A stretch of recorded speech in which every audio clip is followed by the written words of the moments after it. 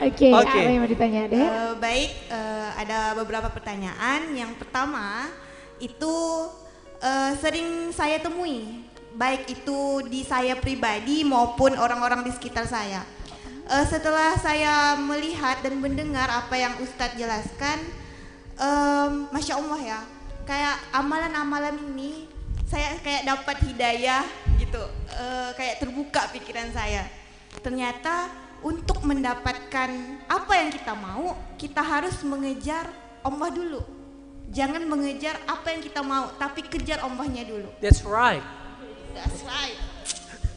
Oke. Oke. Poinnya, tapi pada kenyataannya fenomena yang sering kita temui, kita tuh Ustadz sering. Saya ingin bertanya, Ustadz, bagi Ya, oke. dong tips dan trik dari Ustadz nih. Bagaimana amalan apa nih yang paling kayak mukjizatnya luar biasa lah untuk menghindari dosa maksiat itu. Sekian dari saya. Wabillahi taufiq wal hidayah. Wassalamualaikum warahmatullahi wabarakatuh. Waalaikumsalam wabarakatuh. Boleh langsung jawab atau ditanggung? Langsung jawab. Ada 3 golongan yang pertama kali dihisap nanti di surga. Di akhirat. Satu adalah orang yang mati syahid. Dia lapor ke Allah, ya Allah, aku mati syahid berjuang di jalanmu ya Allah, maka tempatkan aku di surgamu ya Allah. Allah maka menjawab, kazabta, kazabta, kazabta. Bohong, bohong, bohong kata Allah. Kau mati syahid bukan karena berjuang untuk aku, tapi supaya kelihatan heroik dan pahlawan. Dan kau sudah dapatkan gelar pahlawan itu di semua orang-orang yang melihat kematianmu.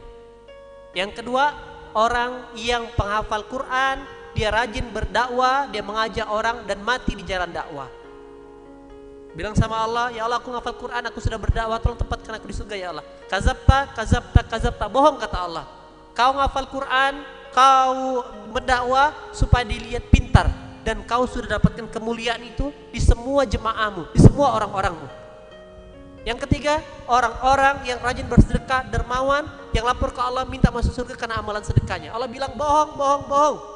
Kau bersedekah supaya kelihatan dermawan, kaya raya, dan kau sudah dapatkan itu. Nah, gimana caranya supaya kita tidak punya perasaan seperti itu? Dengan memiliki pengetahuan bahwasannya balasan niat karena Allah itu pasti lebih besar daripada balasan oleh manusia. Penilaian dan ketika kita berharap pengakuan manusia, maka cuma sampai pengakuan yang semu itu. Hebat ya, mantap kau ya. Belakang kita ramput ya, itu sok-sokan dia ya. Pengakuan dusta. Tapi kalau pengakuan Allah, insya Allah itu yang harus ditanamkan di kepala kita. Surah An-Nisa ya, surah keempat tentang hijrah. Surah 4 ayat 100. Barang siapa yang berhijrah karena Allah, berhijrah di jalan Allah, maka 2 hadiahnya. Bumi yang luas dan rezeki yang tanpa batas kata Allah. Surah 4 ayat 100. Berarti teman-teman yang sudah berganti dari jilbab yang tadinya jilbab ya kan, menjadi syar'i sekarang, yang darinya tidak pernah bermajelis, sudah bermajelis sekarang, yang jarang sholat, sekarang sudah rajin sholat, tapi belum mendapatkan banyak hadiah ke Allah. Jangan-jangan niat awalnya salah. Niat awalnya supaya keren-keren ikut teman-teman syar'i. Maka salah niat, salah hasil. Beda niat, beda hasil. Gitu. Mulai nyambung? Maka manusia itu paling gampang mau melakukan sesuatu kalau ada untung di kepala dia. Itu sunatullahnya. Maka masukkanlah keuntungan itu. Bahwasanya apa keuntungannya? Kalau dibalas sama manusia itu kecil. Lebih bagus dibalas sama Allah. Begitulah rumusnya. Itu kenapa kami berdua keliling Indonesia. Orang bilang, bang harusnya seminar abang yang 1 hari full nih. Sayang masa cuma 300 ribu, 400 ribu tiketnya. Harus 1,5 juta bang. Ke 300 ribu itu untuk bayar makan di hotel 250 ribu. 50 ribunya untuk perlengkapan yang lainnya. Saya bilang balasan Allah itu jauh lebih baik, jauh lebih banyak. Gitu. Lalu Ustadz, bagaimana menjaga istiqomah dalam kebaikan, betul? Maka kalau saya rasakan sama Kak Mira, yang membuat kami istiqomah itu karena poin yang kedua setelah aminus solihat. Karena gini, amanu itu kan ke Allah, ke Allah, ke Allah. Nah, aktualisasinya, prakteknya ketika berbuat kebaikan, Beramal soleh. beramal soleh, mata kita akan meneteskan air mata, ketika kita ikut duduk makan bersama adik-adik yatim penghafal Quran. Ya Allah, syukurnya aku ya.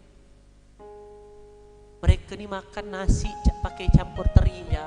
Aku nih walaupun belum dapat kiriman, susah, tapi masih gak bisa makan di warung sepakat, minimal ayam geprek 12.000. Maka sibukkanlah diri beramal soleh. Nah, yang saya lihat bedanya saya dengan teman-teman seangkatan saya yang hijrah, mereka sibuknya cuma bermajelis, tapi tanda kutip tidak meningkatkan, tidak menambahkan dosis amal solehnya. Nah, maka saya ngajak kawan-kawan nih, jangan hanya datang di Muslim Naik Hijrah ini. Itu di surah At-Taubah ayat 20. Surah At-Taubah ayat 20, orang-orang yang beriman, berhijrah, iman tuh percaya sama Allah. Hijrah tuh belajar kayak gini, proses memperbaiki diri. Nah, maka kalimat berikutnya berjihad. Dengan harta dan jiwanya, dialah yang mendapatkan kemenangan. Tidak Kata sama. kuncinya berjihad. Surah 4 ayat 95. Tidak sama orang yang beriman lalu dia duduk saja tanpa uzur atau masalah apapun dengan orang yang beriman lalu juga berjihad di jalan Allah. Derajatnya lebih mulia.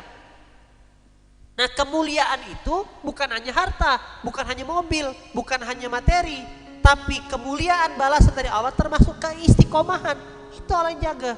Maka timbullah satu quote, salah satu bentuk kasih sayang Allah kepada hambanya. Ingat, bentuk kasih sayang Allah kepada hambanya, diizinkan hambanya untuk terus berbuat kebaikan. Misalkan kita punya bos tuh percaya sama kita, ya kan? Melati, tolong kamu selesaikan proyek ini ya, proyek pengadaan komputer. Melati jalankan. Tepat waktu, speknya bagus, harganya murah. Maka bos bilang lagi, Melati, tolong kita bangun gedung, kamu tarikan kontraktornya. Dapat kontraktornya, amanah, kerjanya tuntas, bangunannya rapi, dan low budget, dipercaya lagi Melati. Melati, ini kita ada namanya pembukaan cabang baru, kamu yang handle ya. Karena bos percaya sama kita, maka diistiqomahkanlah kita dapat proyek.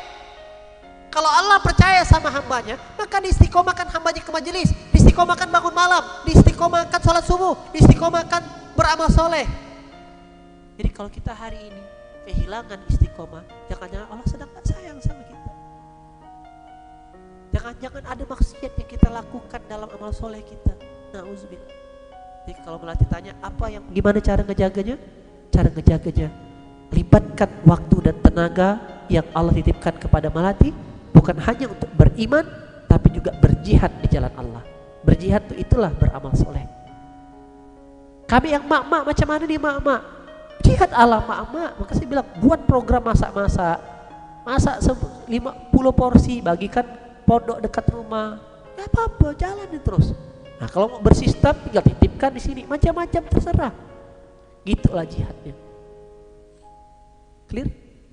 Oke. I hope you understand what I tell to you. Tadi amalan apa yang paling lakukan? Yang amalan amazing ya.